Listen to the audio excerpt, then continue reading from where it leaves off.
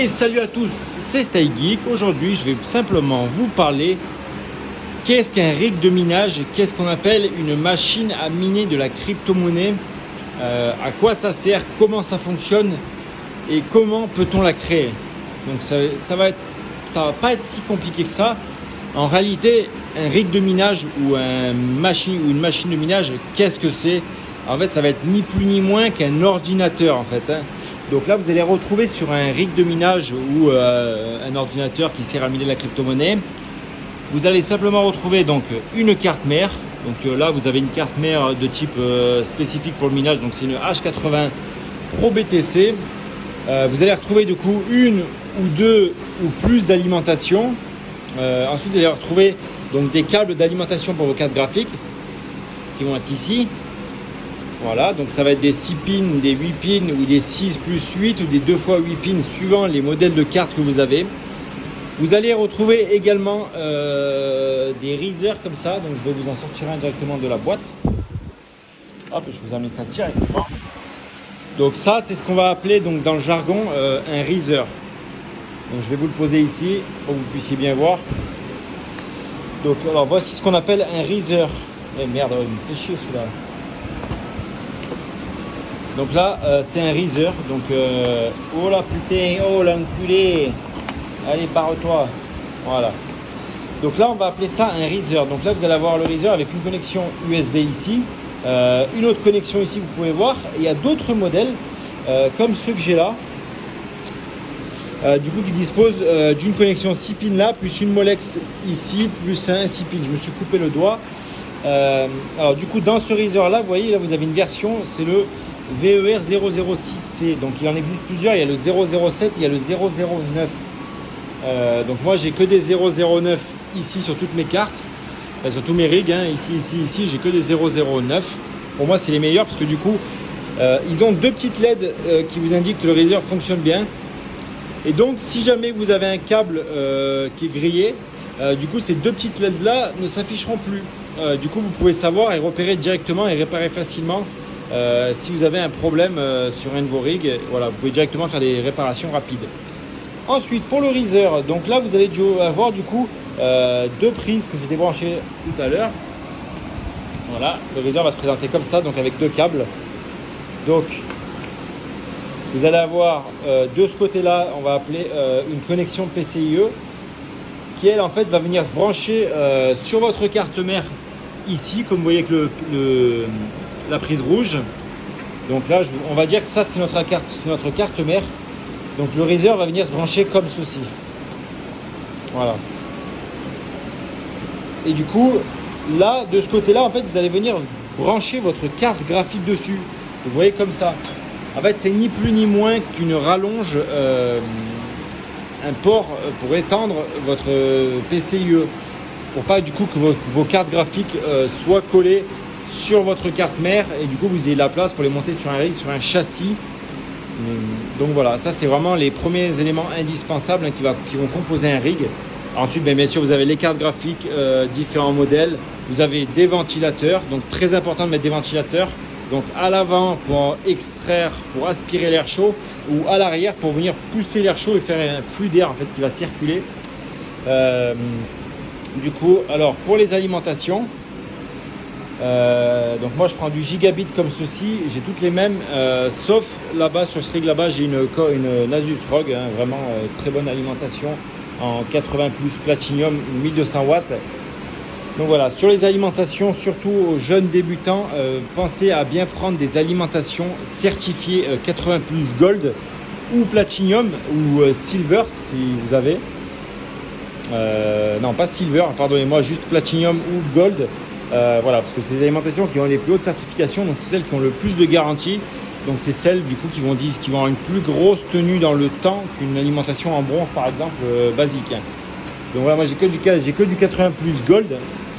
Donc bien sûr après une ou deux alimentations, ça va vraiment dépendre de si vous avez beaucoup de cartes ou non. Si vous avez par exemple 10, 30, 90 qui vont consommer quasiment 300 watts chacune, bah là effectivement il faudra deux grosses alimentations, deux bêtes. Mais bon c'est très rare, donc voilà, là c'est des 3070 et des 6700, donc là il y a tout qui rentre sur 850 watts. Donc on aurait pu mettre une 1200 watts une seule, mais là du coup j'en avais deux sous la main, du coup j'en ai mis deux. Voilà, c'est tout simplement ça. Ensuite, pour un rig, il va vous falloir un petit bouton comme ça.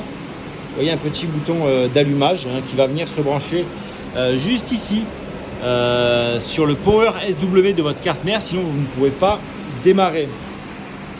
Alors ensuite, il y a deux choix qui vont s'offrir à vous. Soit vous minez sur Windows ou iOS avec un disque dur, donc les deux sont possibles. Par contre, il va vous falloir un ordinateur pour faire votre disque bootable avec iOS.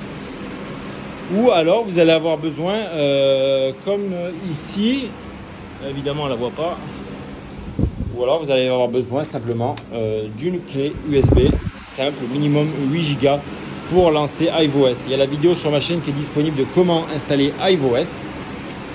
Et voilà, après donc vous avez le choix de mettre une structure comme ça ou pas, donc c'est à vous de voir. Si vous, voilà, après la structure c'est vraiment un libre choix de chacun. Et ensuite donc vous avez la possibilité de faire fonctionner votre rig soit en Wi-Fi, soit par câble RJ45 pardon.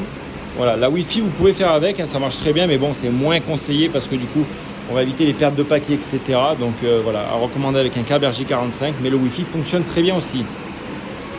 Ensuite, pour continuer, vous aurez besoin d'un clavier et d'une souris si vous êtes sur Windows ou iOS, mais bon, c'est vraiment pas obligatoire la souris sur iOS. Et donc ensuite, à quoi va servir toutes ces cartes graphiques qui vont tourner? Pourquoi elles tournent? Pourquoi elles sont allumées?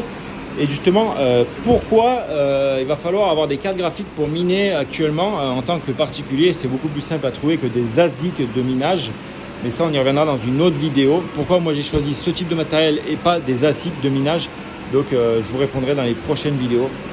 Alors en fait ces cartes graphiques là, vous voyez, donc elles sont toutes reliées du coup paf sur la carte mère et du coup elles apparaissent ici. Donc on a nos 3 6700 et nos 3 3070. Je m'y perds avec tous ces chiffres, c'est un peu la hesse. Alors du coup là nos cartes graphiques, on va vulgariser vraiment pour les débutants parce que ça c'est, on va dire, c'est une petite explication pour les débutants. Donc là en fait ce que vous voyez là, on va dire que là vos cartes graphiques en fait elles vont résoudre des problèmes mathématiques et plus elles vont résoudre de problèmes mathématiques, plus elles vont faire passer de transactions et plus du coup vous serez payé. Donc plus vous êtes payé, mieux c'est pour vous bien sûr. Mais donc voilà, après chaque carte, vous pouvez tester la rentabilité de votre carte sur des sites genre ETC ou ETH, Calculator. Si vous minez de l'Ether, évidemment vous allez sur les sites qui minent de l'Ether. Si vous minez des autres cryptos, vous allez voir sur d'autres sites. Mais voilà, moi c'est que de l'Ethereum principalement. Et donc voilà, en fait le but ça va être de résoudre des calculs mathématiques. Plus la carte va résoudre des calculs mathématiques, plus elle va pouvoir accepter et valider des transactions sur le réseau blockchain de l'Ethereum.